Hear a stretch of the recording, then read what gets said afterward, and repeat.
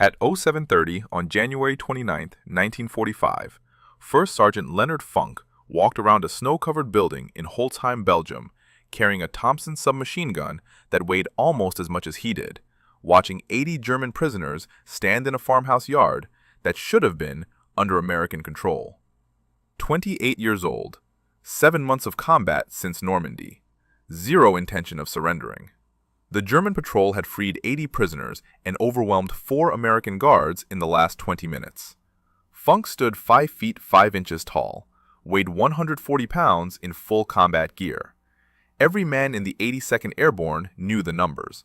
Some of them joked about it, called him the smallest paratrooper in the division, asked how a guy that size could handle a Thompson that weighed 10.5 pounds empty, almost 12 pounds loaded with a 30-round magazine. Asked if he needed a stepladder to get into a C-47. Funk never answered, just kept jumping, kept fighting, kept bringing his men home alive. The Thompson he carried that morning was the M1A1 model, simpler than the earlier versions. No cooling fins, no compensator, no drum magazines. The Army had stripped everything non-essential to speed up production. Some soldiers called it the wartime economy model. Others had less charitable names. But Funk knew what mattered. It fired 600 rounds per minute, held 30 rounds of .45 caliber ammunition, never jammed when you needed it. By January 1945, the 82nd Airborne had been fighting for 7 straight months. Normandy, Market Garden, now the Ardennes. The German counteroffensive had punched through American lines in mid-December, creating a bulge in the Allied front that gave the battle its name. The Wehrmacht threw everything they had left at that front. SS Panzer divisions, Volksgrenadier regiments, artillery. The weather turned. Snowstorms grounded Allied air support. American units fought isolated actions in towns and forests across Belgium. Company C of the 508th Parachute Infantry had marched 15 miles through waist-deep snow that morning. The company executive officer had been killed in the approach. Funk took command. Found himself responsible for an understrength company trying to clear a fortified town. He needed infantry. Company C had clerks, supply sergeants, headquarters personnel, men who processed paperwork and managed equipment, men who had not trained for house-to-house combat. Funk gathered 30 of them, formed them into a makeshift assault platoon, led them through the snowstorm into Holzheim under artillery fire. They cleared 15 houses without losing a single man, captured 30 German soldiers, linked up with 3rd Platoon, took 50 more prisoners, corralled all 80 in the farmhouse yard, left 4 guards, returned to the fight. Funk had learned certain things in 7 months. Meanwhile, that the Germans counterattacked, learned that prisoners sometimes got rescued, learned that white winter camouflage made friend and enemy look identical in a snowstorm, learned that small unit actions in Belgium ended badly more often than they ended well. The guards had been overwhelmed by a German patrol wearing the same white capes as American paratroopers. The freed prisoners had rearmed themselves, organized quickly, begun preparing an attack on Company C from the rear. If they succeeded, the entire assault plan would collapse. The American forces would be caught between German units in the town and rearmed prisoners behind them. If you want to see how Funk's lightning-fast decision turned out, please hit that like button. It helps us share these forgotten stories with more people. Please subscribe if you haven't already. Back to Funk. Funk walked into the farmhouse yard at 0730, saw men in American uniforms, assumed reinforcements had arrived, began to unsling his Thompson from his shoulder. Then he saw the faces, saw the weapons pointed at American guards sitting with hands behind their heads, understood the situation in the second before a German officer stepped forward and jammed a machine pistol into his stomach. The officer shouted something in German.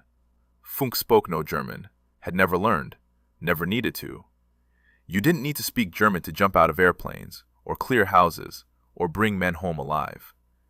The officer shouted again, louder, more insistent, gestured with the machine pistol, made the universal motion for surrender. Funk had heard about Malmedy, heard about the SS Panzer Division that had murdered 84 American prisoners 3 weeks earlier at the Bonnier Crossroads, heard about men lined up in a field and machine-gunned, heard about wounded soldiers shot in the head, heard about the bodies left in the snow. Company C knew those stories. Every man in the 82nd knew them. Funk looked at the German officer, looked at the 80-plus Germans behind him, looked at his 4 guards sitting in the snow, made a calculation that took less than 1 second. His Thompson held 30 rounds. The German officer stood 3 feet away. The other Germans stood clustered in the yard. His guards were unarmed, but unharmed. Math that simple either worked or it didn't. He began to unsling the Thompson, slowly, carefully, as if complying with the order to surrender. The German officer watched, relaxed slightly, believed the small American sergeant understood the situation, believed the threat was over. And in that moment when the officer's guard dropped by just 1 fraction of 1 second, Leonard Funk made his decision. The motion took 0.6 seconds, maybe less. Funk brought the Thompson up in 1 fluid arc, finger already on the trigger, muzzle coming into line with the German officer's chest. No hesitation, no warning, just movement trained into muscle memory through 7 months of combat and hundreds of hours on the range at Camp Blanding. The first burst caught the officer's center mass, 5 rounds, maybe 6. 45 caliber rounds traveling at 850 feet per second. The officer dropped. The machine pistol clattered on frozen ground. Funk was already pivoting, already firing, already screaming at the American guards to grab weapons and fight. The Thompson bucked in his hands. Recoil pushed against his shoulder. Not heavy for a man his size. He had learned to control it. Learned to fire in controlled bursts, 3 to 5 rounds. Shift target, fire again. The fundamentals drilled into every paratrooper. Aimed fire beats volume. But this was not a range. This was 80-plus Germans in a farmhouse yard at distances measured in feet, not yards. The Germans reacted. Some dropped. Some reached for weapons. Some tried to scatter. But they were packed together in the yard, tight grouping, perfect target for automatic fire. Funk worked the Thompson left to right, methodical, efficient. The way you cleared a room, the way you suppressed an enemy position. 30 rounds in the magazine. He used them all in approximately 8 seconds. The 4 American guards moved, grabbed, dropped German weapons, rifles, submachine guns, joined the fight. 5 Americans against 80 Germans. Terrible odds. Except the Germans had been caught flat, had believed the fight was over, had dropped their guard for just long enough. The firefight lasted 45 seconds, maybe less. Sources would differ slightly on the exact duration, but every account agreed on the outcome. 21 Germans dead, 24 wounded. The rest surrendering for the second time that morning. 5 Americans standing, 0 casualties. Funk reloaded, muscle memory, dropped the empty magazine, pulled a fresh one from his pouch, slammed it home, charged the bolt, ready to fire again if needed. But the fight was over. The Germans who could still move were putting their hands up. The wounded were calling for medics. The dead were scattered across snow that had been white 20 minutes earlier. One of the American guards said something. Funk did not record what. The moment passed into history without documentation. What mattered was the tactical situation. Company C had been seconds away from a rear attack. Now the threat was eliminated. The prisoners were secured again. The assault could continue. Funk detailed 6 guards this time, twice as many. Made sure they understood. Watch the tree line. Watch the approaches. Shoot first if anyone approaches wearing winter camouflage. No more mistakes. No more assumptions. Then he returned to the fight in Holzheim. The assault continued through the morning, house by house, room by room. The kind of fighting that consumed men and ammunition. The kind of fighting where small units operated independently because coordination was impossible. The kind of fighting the 82nd had been doing since Normandy. Company C took Holzheim by 1,300 hours, cleared the last German positions, secured the town. The Battle of the Bulge was winding down. The German offensive had failed, but individual actions like this one determined whether that failure came at acceptable cost or catastrophic loss. The story spread through the 82nd Airborne within hours. 5'5" Funk gunning down 21 Germans in under a minute. The smallest paratrooper in the division, pulling off the kind of action that belonged in training films. Men who had joked about his size stopped joking. Men who had questioned whether he could handle the Thompson stopped questioning. But Funk's history with that weapon went back further than Holzheim, went back further than the Bulge, went back to D-Day and Market Garden, and a dozen smaller actions where the Thompson had kept him alive. The weapon had a reputation. Heavy, expensive to produce, difficult to control. Some paratroopers preferred the lighter M1 carbine. Others wanted the M3 grease gun that replaced the Thompson in production. Funk kept his Thompson. Kept it clean, kept it functional. Knew its quirks, knew its effective range. Knew exactly how many rounds it took to neutralize different targets at different distances. That knowledge had been earned in combat, had been paid for with the lives of men who learned slower or not at all. The Germans had made a fundamental error in Holzheim, had seen a small American sergeant with an unimpressive weapon and calculated the odds in their favor, had forgotten that size and appearance meant nothing against training and determination and 600 rounds per minute of automatic fire at close range. 7 months earlier, Funk had jumped into Normandy carrying the same Thompson, had landed in a field 20 miles from his designated drop zone, had gathered scattered paratroopers and fought his way back to friendly lines. That action had earned him a Silver Star. 3 months after Normandy came Market Garden, Holland, September 17, 1944, the largest airborne operation in history. And Funk had carried his Thompson into another fight that would test everything the 82nd had learned about airborne warfare. Market Garden dropped 17,000 Allied paratroopers into Holland on September 17, 1944. The plan called for airborne forces to seize bridges over the Rhine. British armor would punch through 60 miles of German-held territory. The war would end by Christmas. That was the plan. Funk jumped with the 508th Parachute Infantry at 1300 hours, landed in a field north of Nijmegen, gathered his squad, moved toward the objective. Within 2 hours, German resistance stiffened. Within 4 hours, the plan was falling apart. But individual paratroopers still had missions, still had objectives, still had jobs that needed doing, regardless of whether the overall operation succeeded or failed. At 1500 hours, Funk spotted the problem. 3 German 20mm anti-aircraft guns positioned to cover the landing zones. Flat guns, designed to shoot down aircraft, equally effective against low-flying gliders carrying reinforcements and supplies. The guns were already firing, already tracking American gliders circling to land, already killing airborne soldiers before they touched ground. The guns sat in an open field, approximately 200 yards from Funk's position, manned by German crews, protected by security elements. Standard defensive arrangement. The crews operated the guns, the security watched the perimeter. Simple, effective, difficult to assault without support. Funk had 2 men with him, 2 paratroopers from his company, 3 Americans total, against 3 gun crews of 5 men each, plus security elements. Conservative estimate put German strength at 25 to 30 soldiers, math that looked impossible on paper. But the gliders were circling, were descending, were about to fly directly into the fire zone. Each glider carried 13 to 15 soldiers, medical supplies, ammunition, radio equipment. Lose 3 gliders and you lost 45 men plus critical supplies. Lose 6 gliders and the entire reinforcement schedule collapsed. Funk did not call for support, did not wait for orders, did not request artillery or airstrikes, just moved, took his 2 men and advanced on the German position. Close assault, the only tactic that made sense. Get close enough that the flat guns could not depress low enough to engage. Get among the crews before they realized the threat. The approach took 12 minutes, crawling through Dutch farmland, using ditches and hedgerows for cover. Standard infantry movement, the kind every paratrooper learned in training, the kind that kept you alive when you were outnumbered 10 to 1. German security spotted them at 100 yards, open fire, rifle and machine gun fire. Funk and his 2 men went to ground, returned fire, suppressed the security position, then advanced again. 50 yards, 25 yards, close enough to throw grenades. The assault lasted approximately 8 minutes, 3 Americans against 20-plus Germans.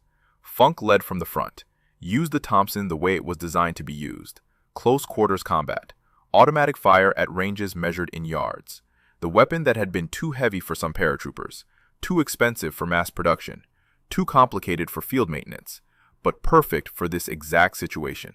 The 3-man team killed approximately 20 German soldiers, silenced all 3 flak guns, drove off the survivors, secured the position. The gliders landed. 45 soldiers reached the ground alive. The supplies reached the units that needed them. Market Garden would ultimately fail. But this particular action succeeded completely. The Distinguished Service Cross citation would read, "Extraordinary heroism in connection with military operations against an armed enemy. Initiative. Outstanding bravery. Strong personal leadership despite overwhelming enemy superiority in both numbers and firepower." The citation did not mention that Funk weighed 140 pounds, did not mention that he stood 5 feet 5 inches tall, did not mention the jokes about size or the questions about whether he could handle the Thompson. Just stated facts. 3 men, 20-plus enemies, mission accomplished. Between D-Day and Holzheim, Funk accumulated 7 months of combat. Normandy taught him how to survive. Market Garden taught him how to lead. The Bulge taught him what happened when you hesitated. Each action built on the previous one. Each mission refined the skills that would matter in the farmhouse yard on January 29th. The Thompson remained constant. Same weapon, same characteristics, same 10.5-pound weight that some men complained about. Funk never complained, just carried it, cleaned it, fired it when necessary. The weapon had kept him alive through 3 major campaigns, had killed German soldiers at Normandy, had silenced flak guns in Holland, would kill 21 more in Belgium. But weapons alone did not explain Leonard Funk, did not explain how a man his size survived 7 months of combat, did not explain the Silver Star or the Distinguished Service Cross or the 3 Purple Hearts he earned along the way, did not explain why Company C followed him into Holzheim with a platoon of clerks. The explanation lay somewhere else, somewhere in the gap between what people expected from a 5'5" paratrooper and what Leonard Funk actually delivered in combat. And that gap was about to become official Army policy in ways Funk never anticipated.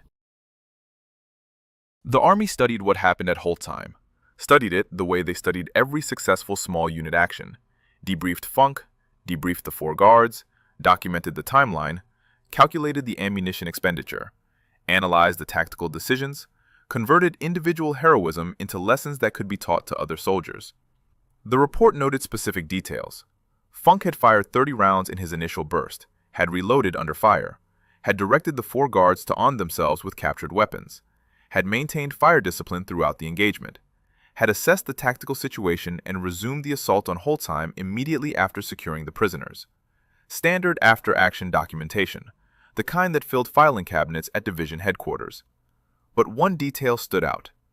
The report noted that Funk had pretended to surrender, had used deception as a tactical tool, had deliberately created the impression of compliance while preparing to attack. The German officer had believed the deception, had lowered his guard, had created the opening that made the entire action possible. Military doctrine in 1945 did not formally teach deception at the individual soldier level. Strategic deception existed. Operation Fortitude had convinced the Germans that D-Day would hit Calais instead of Normandy. Tactical deception existed. Units used camouflage and false radio traffic, but individual soldiers were not trained to fake surrender as an offensive tactic. Funk had improvised, had recognized that the German officer expected surrender, had used that expectation as a weapon. The technique was not unique to Funk. Other soldiers had done similar things in other battles. But this particular instance was documented, was analyzed, was added to the growing body of knowledge about what worked in close combat. The Medal of Honor recommendation moved through channels. Company commander, to battalion, to regiment, to division, to corps, to army. Each level reviewed the action, verified the facts, confirmed the witnesses. The process took months. Standard procedure. The medal was not awarded lightly. Required documentation, required verification, required evidence that the action met specific criteria. The criteria were clear. Conspicuous gallantry, intrepidity at the risk of life, above and beyond the call of duty, actions that distinguished the soldier from his comrades. Funk's action at Holzheim met every requirement. 21 enemies killed, 24 wounded, vastly superior enemy force neutralized, Company C protected from rear attack, entire assault plan preserved. But Funk did not wait for medals, did not wait for recognition, continued fighting. The 82nd Airborne pushed deeper into Germany through February and March, crossed the Rhine, advanced toward the Elbe River. Every advance meant more combat, more house clearings, more small unit actions, more nights sleeping in frozen fields, more mornings wondering if this would be the day the luck ran out. The Thompson stayed with him. Same weapon, same maintenance routine. Clean it every night. check the action, inspect the magazine spring, oil the bolt. The routine never changed. The weapon never failed. Some soldiers treated their weapons as tools. Funk treated his Thompson as the single piece of equipment that determined whether he lived or died. By April 1945, the war in Europe was ending. German resistance collapsed. Units surrendered en masse.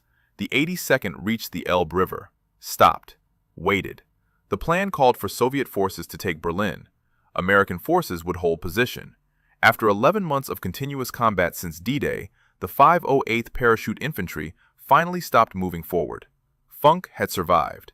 743 men from the 508th had not. Killed in action from Normandy to the Elbe. The casualty lists filled pages. Names of men who had jumped with Funk on D-Day. Men who had fought at Market Garden. Men who had frozen in the Ardennes. The arithmetic of 11 months was simple and brutal. You survived or you did not. The notification came in May. Germany surrendered on the 8th. 1 week later, Funk received orders to report to Paris. The Medal of Honor ceremony would take place at Supreme Headquarters Allied Expeditionary Force. General Eisenhower would present the medal personally. Standard procedure for such awards in the European theater.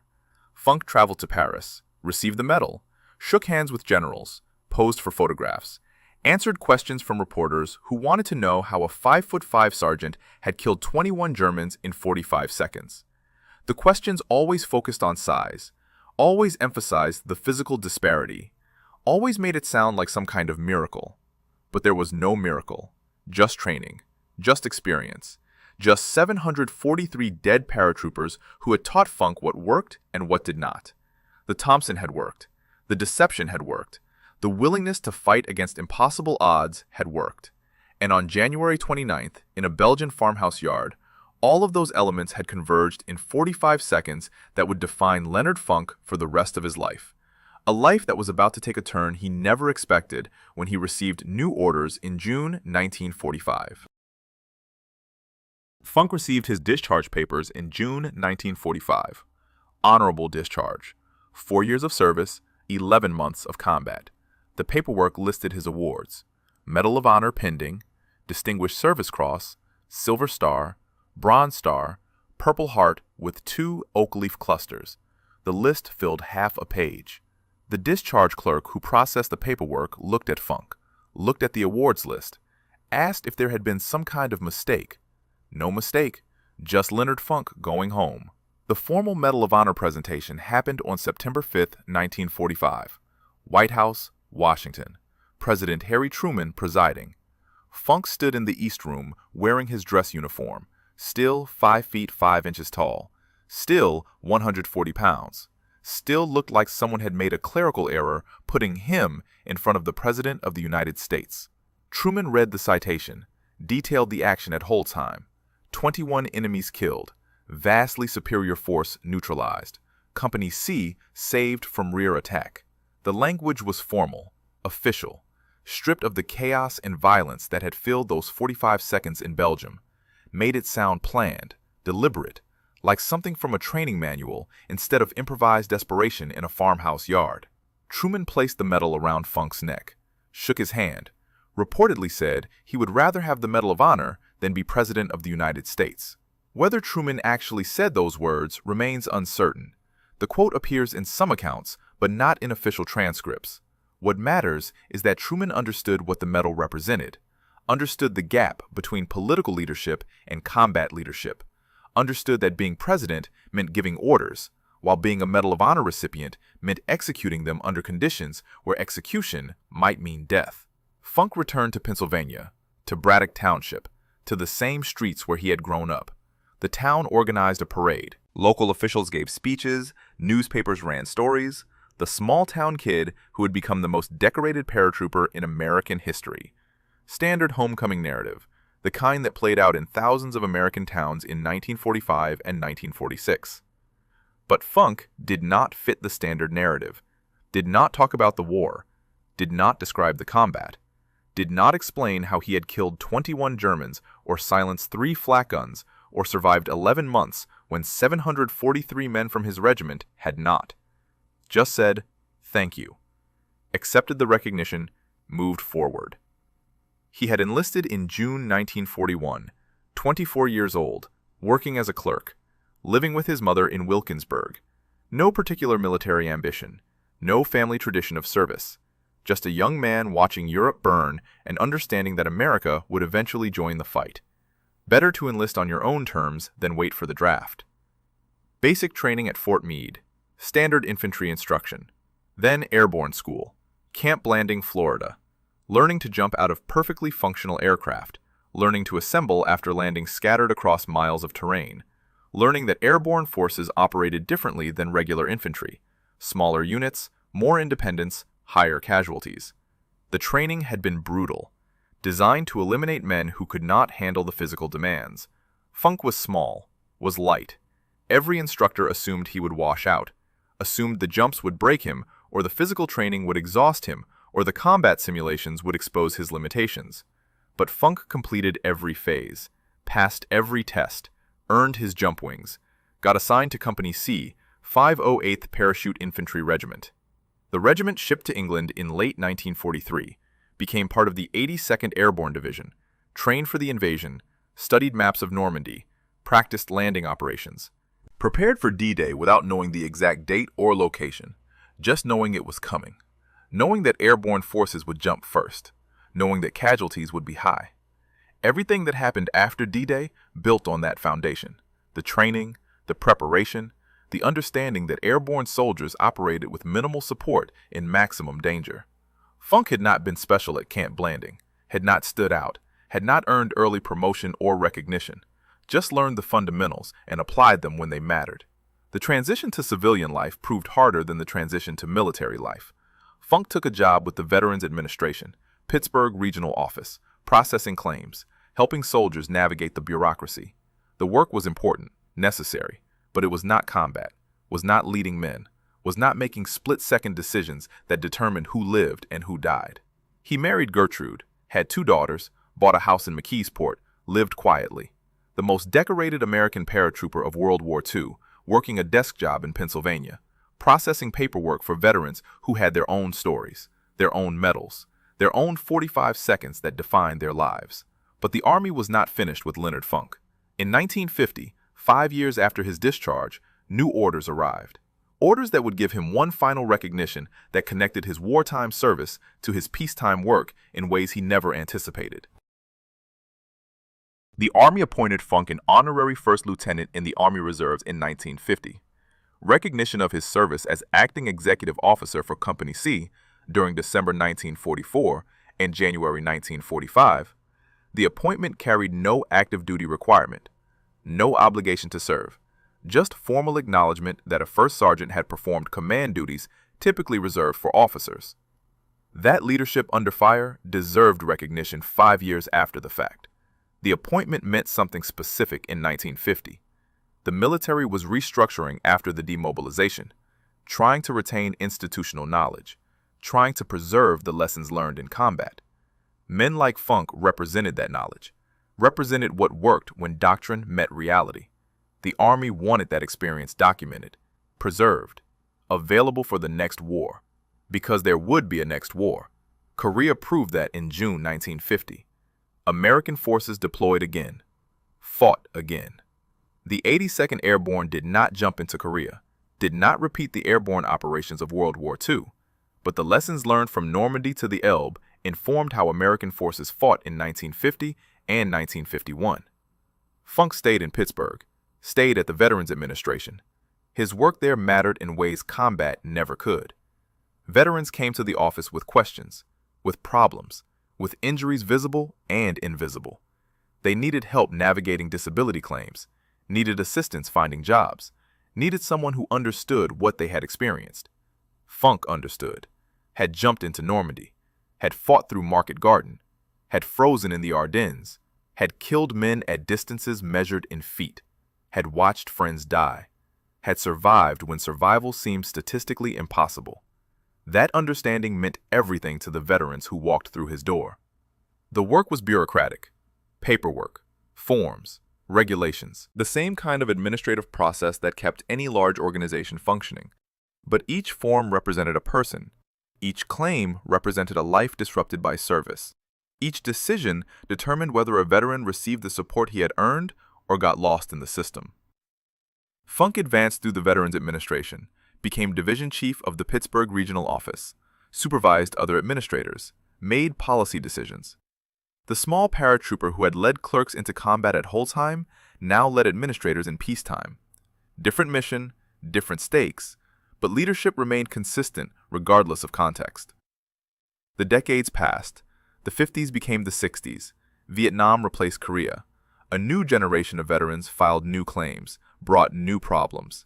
Different war, different wounds. But the fundamental job remained the same. Help veterans navigate the bureaucracy. Make sure they received what they had earned. Remember that behind every form was a person who had served. Funk retired from the Veterans Administration in 1972. 27 years of service. Longer than his military career. More years processing claims than fighting Germans. The transition from combat to administration to retirement followed a path common to thousands of World War II veterans. Serve, survive, build a civilian life, grow old. But Funk remained unique in specific ways. The most decorated American paratrooper of World War II.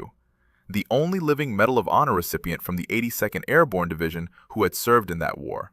As other recipients died, Funk became increasingly rare, became a living connection to D-Day and Market Garden and the Bulge, became someone younger paratroopers wanted to meet, wanted to hear from, wanted to understand.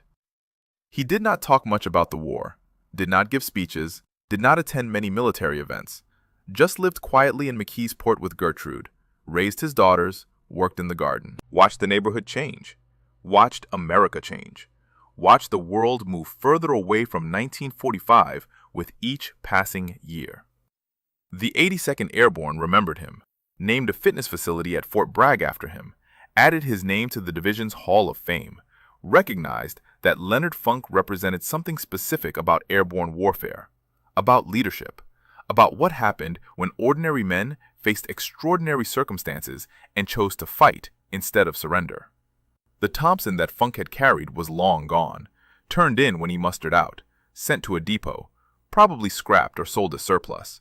Millions of weapons produced during the war, most destroyed afterward. The specific Thompson that killed 21 Germans in 45 seconds was indistinguishable from thousands of others, just serial number in a ledger somewhere. But the action remained, documented, verified, part of the official record. The Medal of Honor citation preserved the details. The after-action reports confirmed the timeline. The witnesses validated what happened.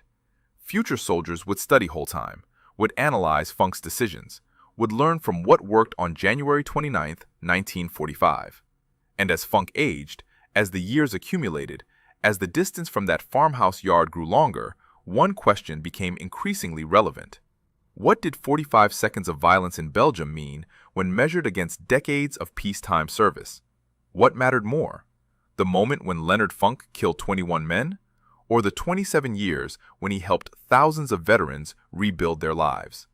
The answer was complicated, and it was about to become even more complicated as Funk's health began to fail in the early 1990s.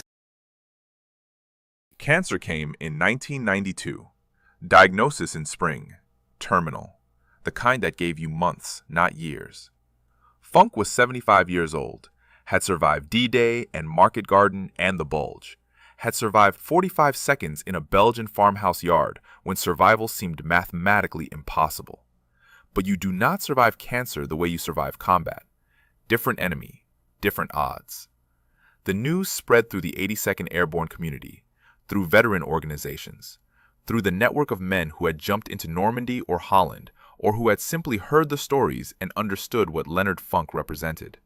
The last living Medal of Honor recipient from the 82nd Airborne Division, who had earned the medal in World War II.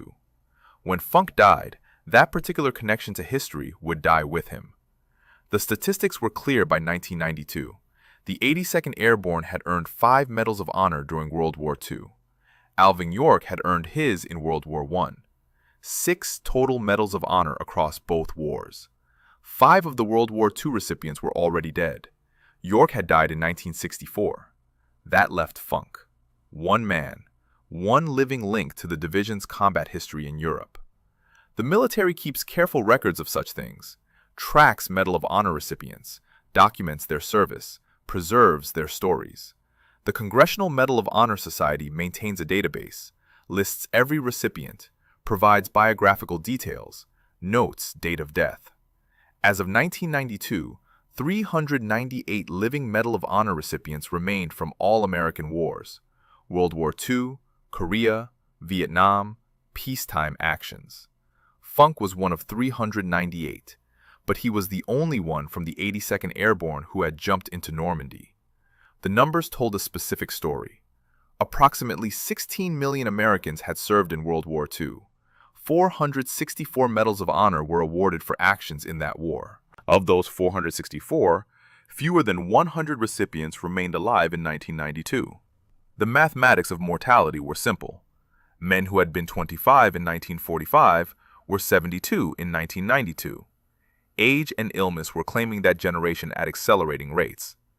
Funk had outlived most of his Company C, the clerks who had followed him into Holzheim, the guards who had grabbed German weapons in the farmhouse yard, the other paratroopers who had jumped into Normandy on June 6, 1944. 743 men from the 508th Parachute Infantry had been killed in combat. Hundreds more had died in the decades since. Disease, accidents, age. By 1992, the roster of survivors grew shorter every year. The 4 American guards from Holzheim were all dead by 1990. The men who had witnessed the 45 seconds that earned Funk his Medal of Honor. The men whose testimony had verified the action. The men who could describe exactly what happened when a 5'5" sergeant killed 21 Germans. Gone. Their stories preserved in official records, but their voices silenced. Funk knew what was coming. Cancer gave you that much. Time to prepare. Time to say goodbye. Time to consider what your life had meant. 75 years. 4 in the Army. 27 at the Veterans Administration. The rest divided between childhood and retirement. Which years mattered most? The question had no good answer. The Medal of Honor mattered, no question. The highest military decoration. Recognition from the President. Formal acknowledgement that you had risked everything and succeeded. But the medal represented 45 seconds. 45 seconds out of 75 years. Out of 4 years in the Army. Out of 11 months of combat. What did those 45 seconds mean when measured against everything else? The work at the Veterans Administration mattered. 27 years helping other veterans, processing thousands of claims, making sure men received the benefits they had earned. That work had helped more people than the combat ever did. Killing 21 Germans protected Company C, helped thousands of veterans, affected thousands of families. Different kind of service, different kind of impact. But history remembers combat, remembers medals, remembers the dramatic moments. Does not remember the bureaucrat who processed disability claims. Does not remember the administrator who made the system work. History remembers Leonard Funk, killing 21 Germans in 45 seconds. Does not remember Leonard Funk helping 20,000 veterans over 27 years. Funk understood this, accepted it, did not complain, just continued living until the cancer made living impossible. Summer turned to fall. Fall turned to November. Gertrude stayed with him. His daughters visited. The network of friends and fellow veterans stopped by. Standard deathbed routine, the way most people exit. On November 20th, 1992, Leonard Alfred Funk Jr. died at his home in McKeesport, Pennsylvania, 76 years old.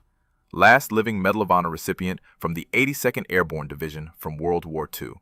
The connection to Normandy and Market Garden and Holzheim was broken, and 1 week later, 100 people braved cold and wind to pay their final respects at a cemetery that holds America's most honored dead. Arlington National Cemetery, November 27, 1992. Cold. Windy. Approximately 100 people gathered at Section 35, Plot 23734. Military funeral. Full honors. The kind reserved for Medal of Honor recipients. The kind that acknowledged service and sacrifice in formal ceremony. A 3-man color guard from the 82nd Airborne carried the division flag. All American. The patch every paratrooper wore. The same division that had jumped into Normandy and Holland and fought through the Bulge. Funk had been part of that history, had helped write it. Now the division came to bury him. The service was brief. Military funerals follow protocol.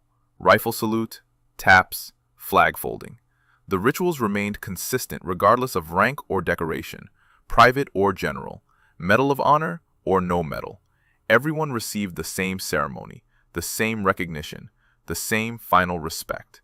One member of the Leonard A. Funk Association spoke, did not give his name, said names did not matter, said what mattered was saying goodbye to a man who loved soldiers, privates, non-commissioned officers, even officers, said Funk loved people, treated every soldier from private to four-star general with equal respect, said Funk's worst flaw was that he even liked and appreciated officers. The comment drew quiet laughter, appropriate for a military funeral, acknowledged the traditional tension between enlisted men and officers, acknowledged that Funk had bridged that gap, had operated as both, had been a first sergeant who commanded companies, had earned an honorary commission, had understood that leadership transcended rank. Gertrude stood at the graveside, his daughters beside her.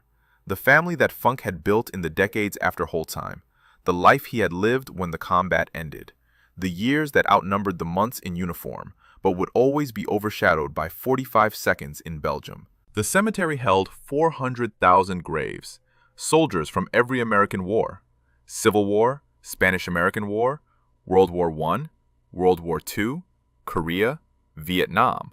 The ground was full. The waiting list was long. You needed specific qualifications to be buried at Arlington. Medal of Honor recipients qualified automatically. Funk had earned his place. Section 35 held other paratroopers, other 82nd Airborne soldiers, men who had jumped into Sicily or Normandy or Holland, men who had fought in Korea or Vietnam or peacetime operations. The division buried its dead together when possible, maintained connection even in death. The flag was folded, presented to Gertrude. She accepted it, held it. The physical representation of Funk's service. 13 folds, each fold carrying symbolic meaning. The ceremony was ancient, traditional, connected Funk to every American soldier who had died since the Revolution. In 1995, 3 years after the funeral, Pennsylvania renamed a section of Route 48, the Leonard A. Funk Jr. Highway, the stretch between Walnut Street in McKeesport and Route 130 in Monroeville, the road where Funk had lived, where he had raised his family, where he had spent the decades after the war. Physical memorial, permanent recognition. In May 2018, the 82nd Airborne inducted Funk into the division's Hall of Fame, 26 years after his death, official recognition of his contribution to airborne warfare, to the division's combat record, to the legacy of American paratroopers in World War II. In May 2023, the McKeesport Post Office was dedicated to First Sergeant Leonard A. Funk Jr., 31 years after his death. Another physical memorial, another way of ensuring the name remained visible, remained known, remained connected to the community where he had lived. The memorials accumulated, the recognitions continued, the name persisted, but the man was gone. The 5'5" paratrooper who had carried a Thompson through 3 campaigns, who had killed 21 Germans in 45 seconds, who had helped thousands of veterans for 27 years. Gone. What remained was the story, documented in official citations, preserved in after-action reports, verified by witnesses who were themselves now dead. The story of January 29, 1945, of a farmhouse yard in Belgium, of a German officer making a fatal assumption, of Leonard Funk making a split-second decision that defined his life. The story remained because it mattered, because it demonstrated something specific about combat, about leadership, about what happened when training met crisis, about what separated soldiers who survived from soldiers who did not. The story was teachable, was analyzable, was useful for future soldiers facing similar situations. If this story moved you the way it moved us, do me a favor, hit that like button. Every single like tells YouTube to show this story to more people. Hit subscribe and turn on notifications. We're rescuing forgotten stories from dusty archives every single day. Stories about paratroopers who saved lives with Thompsons and split-second decisions. Real people, real heroism. Drop a comment right now and tell us where you're watching from. Are you watching from the United States, United Kingdom, Canada, Australia? Our community stretches across the entire world. You're not just a viewer, you're part of keeping these memories alive. Tell us your location. Tell us if someone in your family served. Just let us know you're here. Thank you for watching. And thank you for making sure Leonard Funk does not disappear into silence. These men deserve to be remembered, and you're helping make that happen.